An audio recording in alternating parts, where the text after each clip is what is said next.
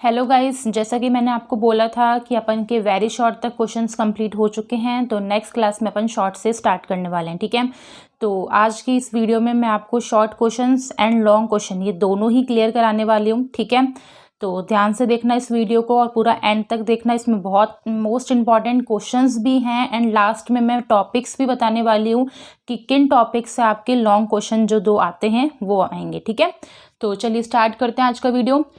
सबसे पहले third question तक अपन का कंप्लीट हो चुका था। क्वेश्चन फोर्थ से करते हैं। इसमें आपके लघुत्रात्मक प्रश्न है, ठीक है, यानी शॉर्ट क्वेश्चंस है और इनकी मार्किंग क्या रहेगी, ये 2 मार्क्स के आएंगे। ठीक है, कितने मार्क्स के आएंगे, 2 मार्क्स के आएंगे और टोटल क्वेश्चंस कितने आएंगे 13। ठीक है, तो इस तरीके से आपके यहाँ पे 26 नंबर कवर होंगे। ठीक है, अब क्वेश्चन फर्स्ट देखते हैं।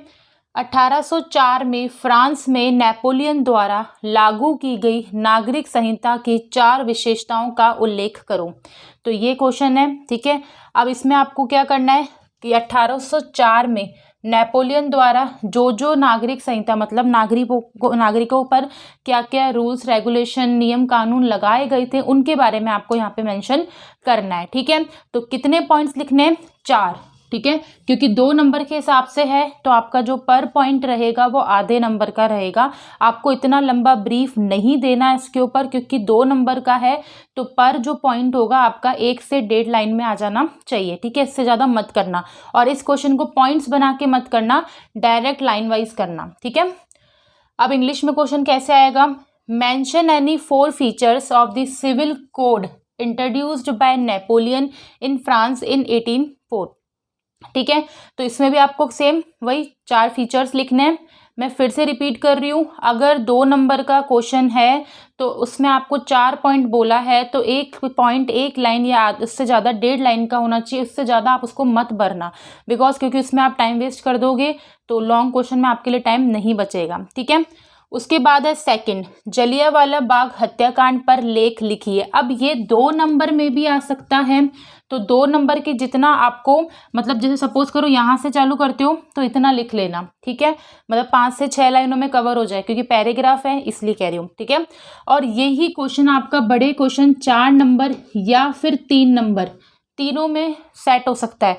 4 नंबर में आता है तो पूरा पेज भर के आओगे, 3 नंबर में आता है तो आधे पेज से थोड़ा सा ज़्यादा भर के आना है। ठीक है, और ये तो सारे बच्चों को लर्न ही हो चुका होगा, अब तक तो अपन बार बार रिपीट में इस क्लासेस में इसको पढ़ते आ रहे हैं। ठीक है, right a note on Jallianwala Bagh message. ठीक है, थर्ड क्वेश्चन है मानव विकास सूचकांक का क्या महत्व है। ठीक है, मानव विकास सूचकांक अपन ने पढ़ा था, ह्यूमन डेवलपमेंट। ठीक है, छोटे क्वेश्चनों में भी क्वेश्चन इसका बहुत आ रहा है और बड़े में भी आया है। तो क्या है इसका, explain the importance of human development index. अब यहाँ बोला ही नहीं है कि 2 पॉइंट लिखो 4 पॉइंट लिखो, तो 2 नंबर का क्वेश्चन है, अच्छे खासे 2 पॉइंट लिख लेना यहाँ पे। ठीक है, अब पर पॉइंट 2 लाइन में हो जाना चाहिए। ठीक है, उसके बाद है फोर्थ, उत्तर पूर्वी राज्यों में वायु परिवहन महत्वपूर्ण क्यों है। अब इस टाइप का अगर क्वेश्चन आता है और जिन बच्चों को याद ही नहीं है उस टाइम कि अपन ने क्या पढ़ा था इसमें, तुम घर से लर्न करके जा रहे हो लेकिन वहाँ भूल जाते हो, तो बिल्कुल स्किप मत करना, क्वेश्चन करके आना, क्योंकि पूछा क्या है, वायु परिवहन। ठीक है, तो वायु परिवहन के बारे में तो आप लोगों को जनरल नॉलेज है, तो उस पर आपको 4 पॉइंट बना के आने। ठीक है, why air transport is important in north eastern state. ठीक है, उसके बाद है बहुसंख्यवाद क्या है, व्हाट इज मेजोरिटिज्म। ठीक है, नेक्स्ट क्वेश्चन है नेपाल और बोलिविया के जन संघर्षों में अंतर बताइए। मतलब यहाँ पे जो जनता ने संघर्ष किया था, जो स्ट्रगल किया था, उनको जो जो परेशानियों का सामना करना पड़ा था उसमें अंतर बताना है। किसके बीच में, नेपाल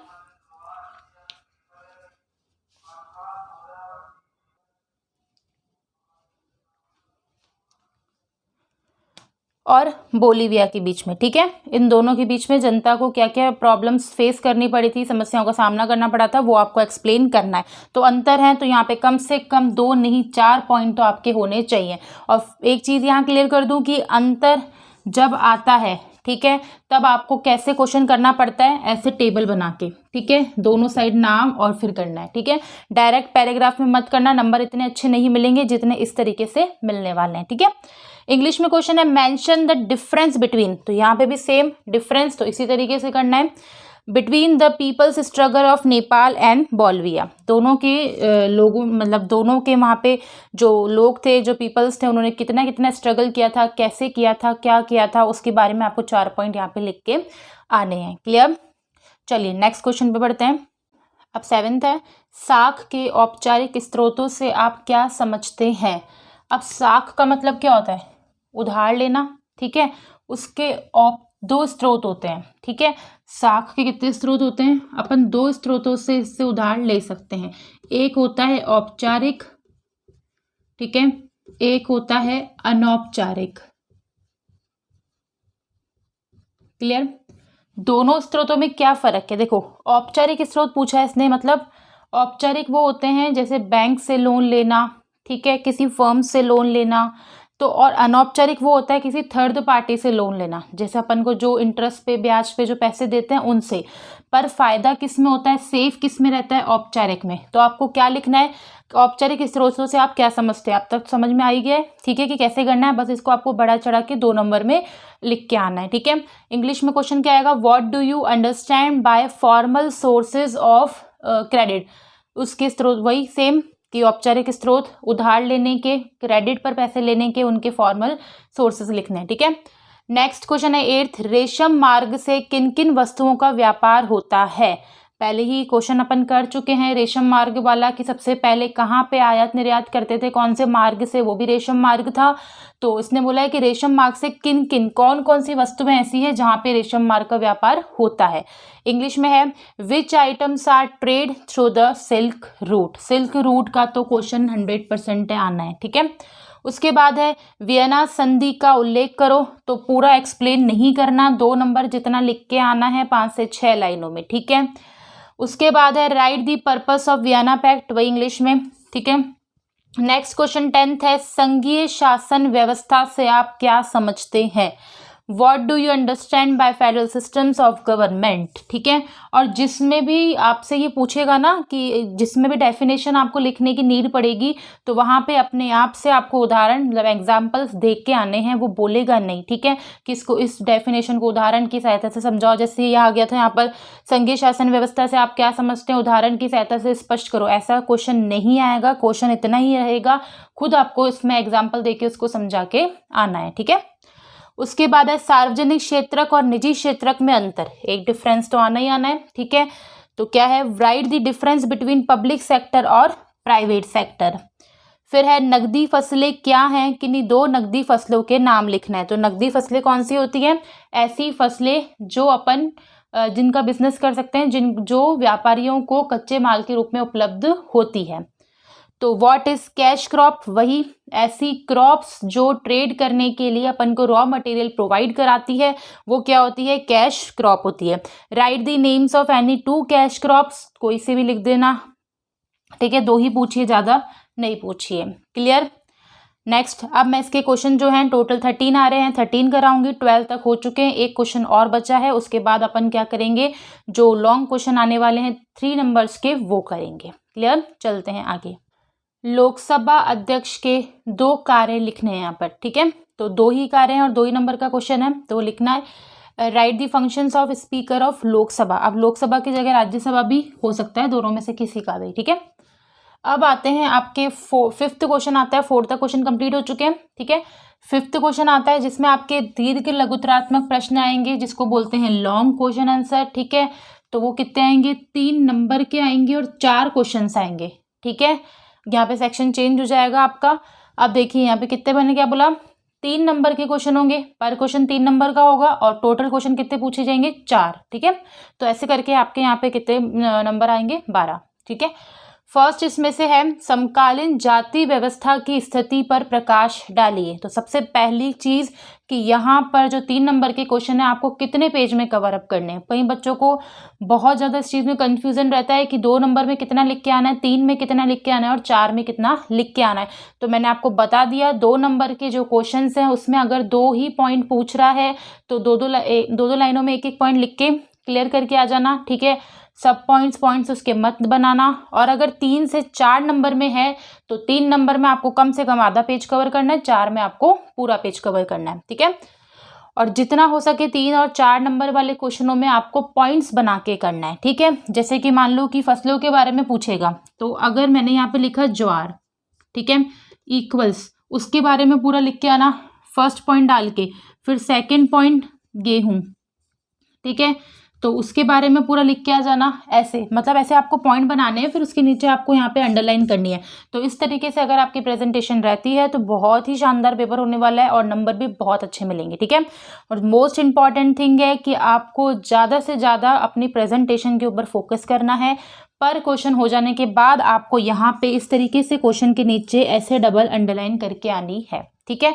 और ऊपर आपको सेक्शन लिख के आना है, जो आपका खंड है वो उसके नीचे भी आपको डबल अंडरलाइन करनी है। क्लियर? हाँ जी। तो throw light on the condition of the contemporary caste system. Second question है what is rain water harvesting, write its purpose, ठीक है। यानी कि वर्षा जल संचयन क्या है और इसका उद्देश्य लिखना है। तो रेन वाटर हार्वेस्टिंग के बारे में लिखना है, पता सब बच्चों को होता है, ठीक है। उसके बारे में इसके पर्पस लिखने हैं। तो पर्पस यहाँ पे नहीं बताया कितने लिखने हैं, तो आपको 5 लिख के आने पड़ेंगे, ठीक है। नेक्स्ट थर्ड क्वेश्चन है लोकतांत्रिक राजनीति में सांप्रदायिकता के प्रभाव की व्याख्या करनी है। तो वही आधे से ज़्यादा पेज आपको भर के आना है। इंग्लिश में क्वेश्चन है explain the efforts of communism is in democratic politics. अब उसके बाद लास्ट जो 4th क्वेश्चन है स्वयं सहायता समूह के महत्व पर व्याख्या करना है। मतलब खुद की सहायता, खुद की हेल्प खुद करनी है। इस पर पूरा आपको एक नोट लिख के आना है। तो explain the importance of self help group. Clear? तो आपका यहाँ पे 5 क्वेश्चन अपन ने क्लियर करे।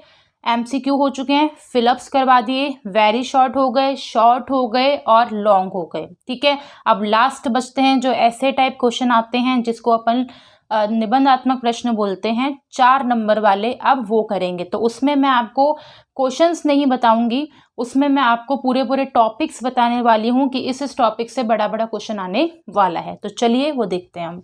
अब है आपका निबंधात्मक प्रश्न, ठीक है, लॉन्ग। अब इसमें आपसे 2 पूछे जाएंगे, ठीक है। मेन क्वेश्चंस टॉपिक दोनों ही मिक्सअप मैंने लिख दिया। 2 ही क्वेश्चन आएंगे, 4 नंबर के होंगे और 8 नंबर यहाँ पे क्लियर हैं, ठीक है। फर्स्ट टॉपिक्स भी हैं इसमें, मिक्स क्वेश्चन भी हैं, सब है। अब पहला है चंपारण किसान आंदोलन, इसको यानी कि चंपारण पेजेंट मूवमेंट, इसको आपको अच्छे से रेडी करके जाना है, ठीक है। एक टॉपिक यहाँ से आ सकता है भारत की प्रमुख मिट्टियों की विशेषता, मिट्टियों का वर्णन, ऐसे आ सकता है characteristics of major soil of India, इस तरीके से आ सकते हैं, ठीक है। और इस पे मैंने आपको बता दिया कम से कम 250 वर्ड्स में आपको लिखना है इसको। तो 1 से 1.5 पेज अच्छे से कवर करके आना। और जो ये जो 4 नंबर के क्वेश्चन है जितना पॉसिबल हो उतना इसको पॉइंट्स में लिखना, पैराग्राफ में मत लिखना, बिकॉज पैराग्राफ में लिखोगे तो ऐसा लगेगा राम कथा उतार दी है, तो बिल्कुल अच्छा नहीं लगेगा। मेन है आपकी प्रेजेंटेशन, वो SST में जितनी अच्छी होगी उतने अच्छे नंबर मिलेंगे, ठीक है। क्योंकि SST रटने वाली चीज़ नहीं है, कितना ही आप लर्न करके जाओ एंड मोमेंट पे आप भूल ही जाते हो, ठीक है। तो इसीलिए इसकी प्रेजेंटेशन इतनी अच्छी रखो कि वो एग्जामिनर चेक कर ले, ठीक है। उसके बाद है 3rd पॉइंट पे है सविनय अवज्ञा आंदोलन, सिविल डिसऑबेंस मूवमेंट, असहयोग आंदोलन, नॉन कॉरपोरेशन मूवमेंट और भारत छोड़ो आंदोलन, क्वाइट इंडिया मूवमेंट। ये जो है ये 3, ठीक है, सविनय अवज्ञा आंदोलन, असहयोग आंदोलन, भारत छोड़ो आंदोलन, civil disobedience, non cooperation, quit India movement, ये तीनों मूवमेंट आपको क्लियरली अच्छे से करके जाने, मोस्ट इंपॉर्टेंट है, इनमें से एक आना ही है, ठीक है। उसके बाद है रॉल्ट एक्ट, ये तो पता ही है आपको, वैसे ही मोस्ट चाहिए तो, ठीक है। उसके बाद है गांधी इरविन समझौता, तो गांधी इरविन पैक्ट आपको ये रेडी करके जाना है। फिर 1789 ईस्वी की फ्रांसीसी क्रांति के परिणाम, जो अपन ने पीछे MCQ वगैरह में पढ़ा था कि फ्रांस में जो भी क्रांति हुई थी उसके बाद उस पर क्या रिजल्ट आए थे, क्या परिणाम हुए थे, वो आपको पूरे पॉइंट्स बना के लिखने हैं। तो result of the French revolutions of 1789 है, 1789 AD। ठीक है, क्लियर।